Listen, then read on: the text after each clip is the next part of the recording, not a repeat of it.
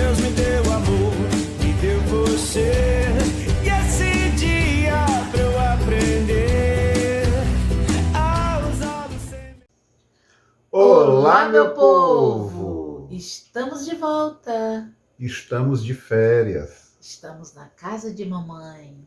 passando uns dias viajando, mas a conversa a dois não pode parar. Inclusive, semana passada nós não postamos vídeo e nós desejamos do fundo do nosso coração que você tenha sentido a nossa falta. Mas estamos de volta e hoje a gente quer tratar de um assunto bem interessante. O tema de hoje é Tudo Meu. Nada nosso.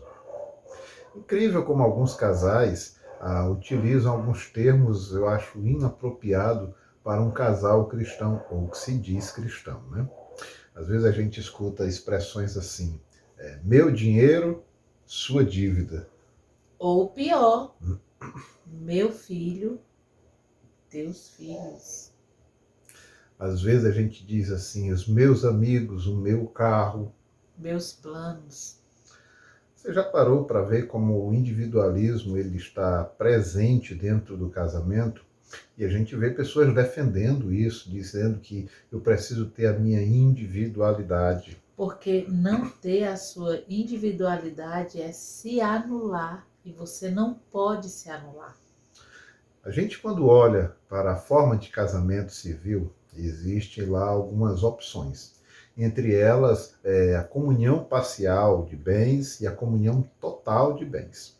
Quando a gente casa na comunhão parcial de bens, significa dizer que a gente vai compartilhar tudo que seja adquirido após o casamento. Na comunhão total de bens, a gente compartilha tudo o que nós temos antes ou após o casamento.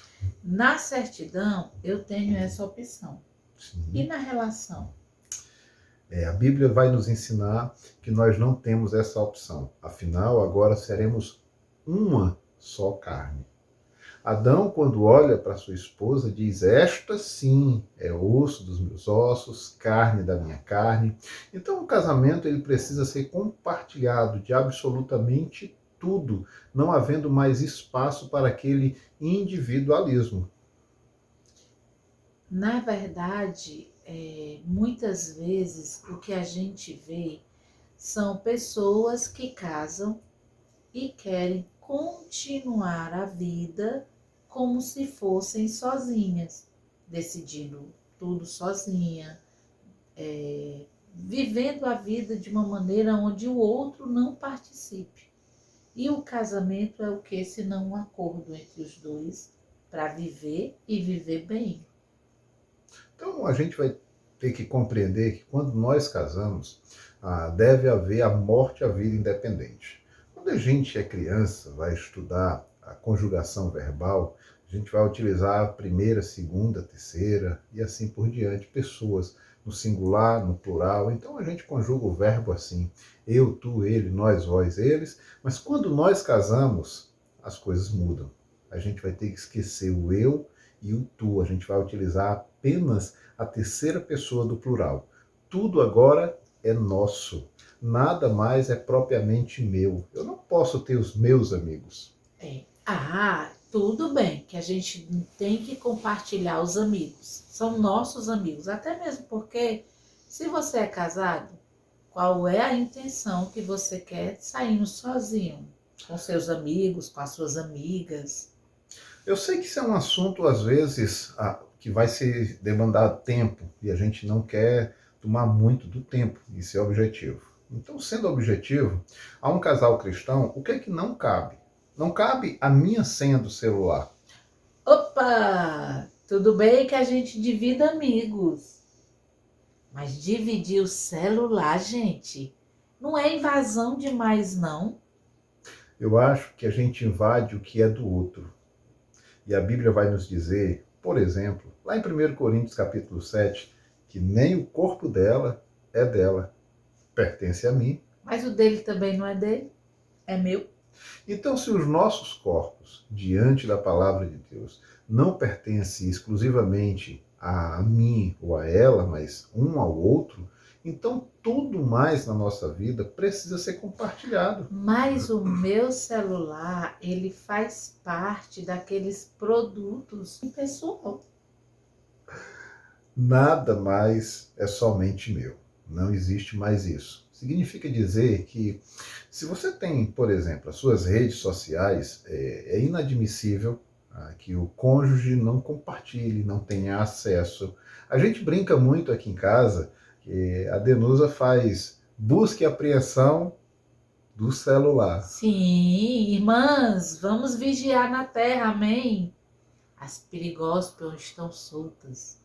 E ela tem acesso total às minhas redes sociais. Aliás, deixa eu contar um segredo. Quem administra as minhas redes sociais é ela. Quem Já. responde, quem aceita ou rejeita as amizades é ela. Já vi cada coisa, depois eu compartilho com vocês.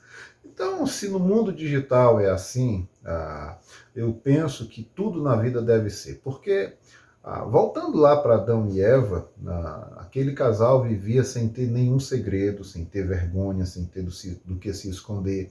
Na vida a dois, é necessário que haja esse compartilhar de tudo, não haja segredos, não haja algo na minha vida que ela não saiba. Então, nada mais é propriamente meu. Os amigos que eu tinha antes de casar com ela, agora vão ter que ser nossos amigos, porque caso contrário, essa amizade fica insustentável. Imagine a cena. Alguém chega para mim e diz, olha, João, eu gosto de você, mas não gosto da Valdenusa. Como que a gente vai manter essa amizade? Não mantém, Pior! né? E se chegar para ela e dizer que gosta dela e não gosta de mim? Perdeu a amiga.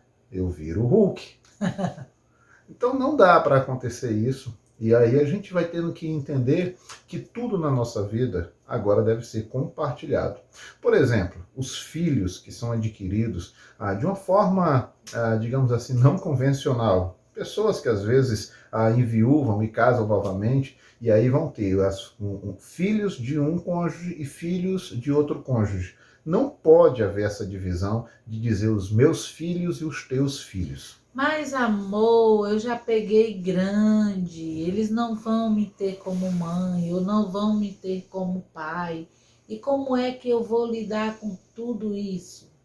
Eu acho que a questão maior diz respeito às vezes a nós, porque nós temos medo, temos vergonha, não sabemos como chegar ao coração desses filhos, independente da idade. Se de repente você pega um filho pequeno, é mais fácil você chegar ao coração dele.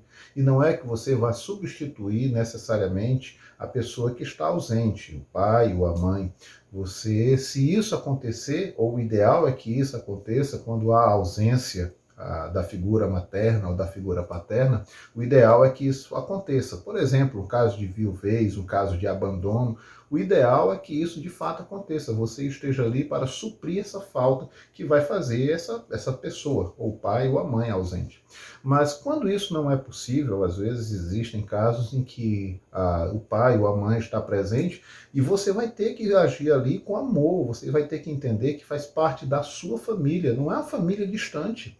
Então não dá para a gente dizer ou utilizar esses termos, os meus filhos, os seus filhos, não existe isso.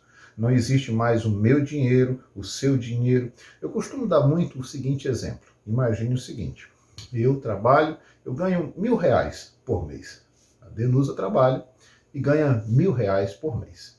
E nós tenhamos aqui aquele pensamento, é o meu dinheiro e o seu dinheiro. Quanto nós dois juntos teríamos ao final do mês? Opção 1, R$2.000. Opção 2, R$2.000. Quem disse a opção 1 de R$1.000, acertou. Porque se nós não compartilhamos R$1.000 que eu ganho com os R$1.000 que ela ganha, não somam R$2.000. Continuam sendo R$1.000, porque cada um só tem R$1.000. E quando a gente entende diferente, olha como as coisas mudam. E quando a mulher trabalha, e eu digo o seguinte para você: é você que é responsável para manter a casa. O meu dinheiro é meu para comprar as minhas coisas que você não pode me dar. Eu penso que Primeiro, às vezes os dois precisam trabalhar, isso é fato. Mas nunca pode ser para satisfazer os seus desejos pessoais. Afinal de contas, o casamento não existe para satisfação pessoal. Existe pela necessidade mútua que todos nós temos de constituir família.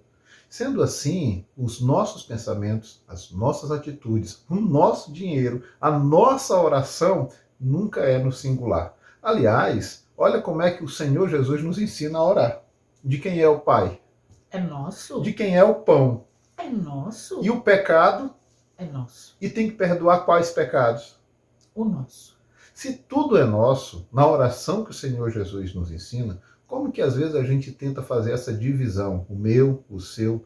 Então não existe essa ideia, biblicamente não deve existir essa ideia de que eu trabalho para me sustentar. Não, a gente trabalha para um bem comum.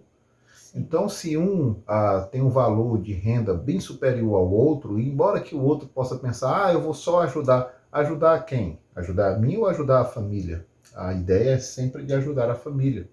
Então, a gente não pode ter esse pensamento. Naquele exemplo que eu dei anteriormente, quando os dois trabalham, e mesmo que os dois ganhem equivalente ali, 1.000 de um e 1.000 de outro, se eles compartilham tudo, automaticamente eles vão ter a sua renda exponenciada, ou seja, eles vão ganhar bem mais, eles vão ter R$ 2.000 e não vão ter aquela preocupação que às vezes se tem, porque o trabalho não dá. Se os dois trabalham, eles vão ter mais, obviamente. Isso serve para tudo. Os filhos adquiridos anteriormente precisam ser amados, cuidados, tratados, sempre como nosso. Nisso vale para tudo. Não existe mais o meu carro, os meus amigos. Esse é um erro muito comum, o meu celular, as minhas redes sociais, não existe mais nada disso. A gente precisa compreender que tudo agora vai ser compartilhado. O casamento é um divisor de águas entre o individualismo e o companheirismo.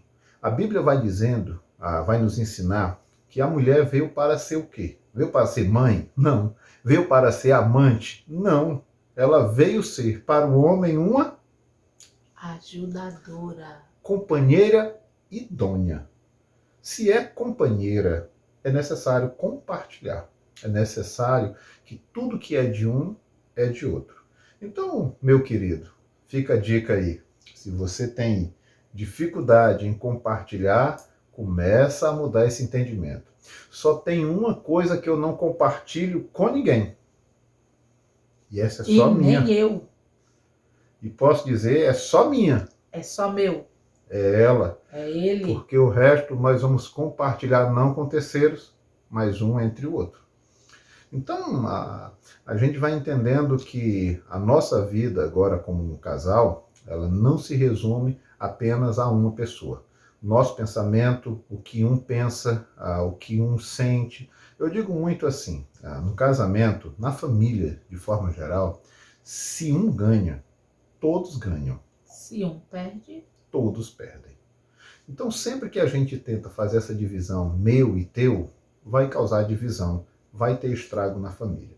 Sempre que a gente faz divisão entre amigos, divisão entre bens, o meu carro, a minha casa, ou qualquer coisa que a gente utilize essa expressão, a gente vai ter prejuízo. E o prejuízo maior é quando a gente faz isso com os filhos.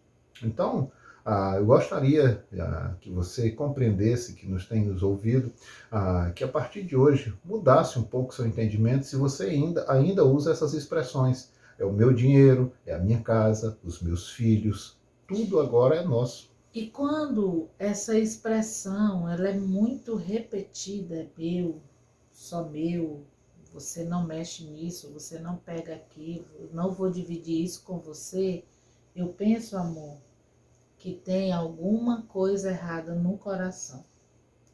O cônjuge, seu cônjuge, não está no lugar certo. Pode haver áreas na minha vida em que ela não tem acesso. Tudo na vida de um e de outro, o casal, o cônjuge vai ter acesso a tudo, precisa ser compartilhado tudo. Então não pode haver segredos, não pode haver divisão. Aqui em casa a gente não usa divisão nem nas redes sociais, senha de celular, senha de computador, é unificado, senha do banco. Tudo isso é unificado, um sabe o do outro. Isso porque não é só pensando numa necessidade, é pensando, e isso fica para uma outra conversa, num negócio chamado transparência. Aí fica para uma outra conversa, porque o nosso tempo já estourou. Mas para encerrar, eu vou dar a dica para você de alguém que é muito famoso entre nós e que canta divinamente bem e que lá atrás ele já cantava assim: tudo que é seu, meu bem, também pertence a mim. Nada é meu. Tudo É nosso.